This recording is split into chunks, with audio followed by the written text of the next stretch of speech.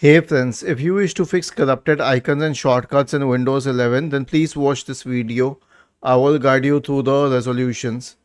So the first solution is that there is a user profile folder. We'll go to that one. I will share this link in the description section of the video.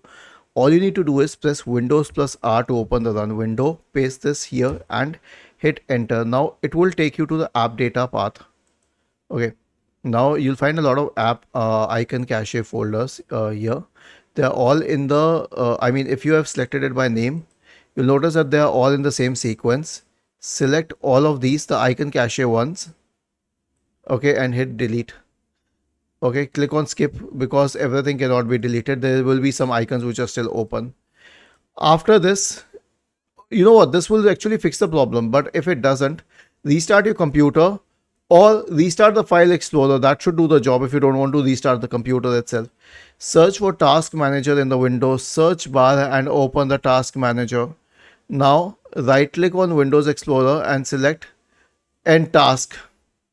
Okay, if you don't find, or restart, if you don't find it here, because if file explorer is closed and you don't find it here, then you will have to scroll down and throughout this section in the background list or somewhere you will find Windows Explorer, because it will still run as a background process.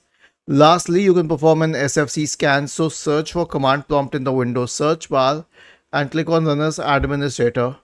Type the command sfc /scan now and hit enter to invoke the SFC scan. Was this helpful? If yes, then please subscribe to the channel. If not, then let us know in the comment section of the video on how we could help you further. Thank you for watching this video and have a nice day.